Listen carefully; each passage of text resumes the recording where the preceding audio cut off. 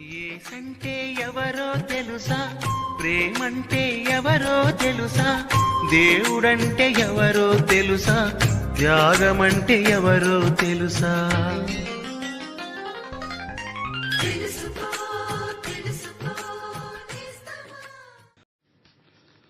ప్రభువైన యేసుక్రీస్తు యొక్క అతి శ్రేష్టమైన నామమున మీకు వందనములు.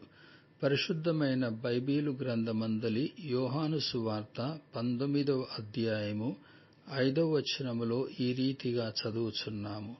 ఆ ముండ్ల కిరీటమును ఊదారంగు వస్త్రమును ధరించిన వాడై యేసు వెలుపలికి రాగా పిలాతు, ఇదిగో ఈ మనుష్యుడు అని వారితో చెప్పెను. ఈ రాత్రి అయితే యేసు ప్రభువు పట్టబడెను. మరణశిక్ష విధింపబడు నిమిత్తము తీర్పు తీర్చబడుచుండెను. అప్పుడు ఆయనపై మోపబడిన ఏ నిందయు నిరూపింపబడలేదు గనుక ఏ దోషము చేయని వాడని చెప్పబడెను. ఎప్పుడైతే పిలాతు యేసును వెలుపలికి తెచ్చెనో ఆయన ముళ్ళ కిరీటమును ఊదారంగ వస్త్రమును ధరించి ఉండెను. ఆయనను చూపుచూ పిలాతు, ఇదిగో ఈ మనుష్యుడు అని వారితో చెప్పెను. ఎవరు ఈ మనుష్యుడు? పిలాతు, ఆయన యందు ఏ దోషమును నాకు కనబడలేదని చెప్పెను. ఎవరు ఈ మనుష్యుడు? ఎవరు ఈ నిర్దోషి అయిన మనుష్యుడు?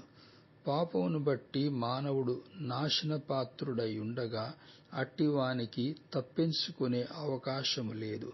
వాడు నిస్సహాయుడై ఉన్నాడు. ఎందుకనగా పాపి అయిన మానవునికి విధించబడిన శిక్ష నరకము.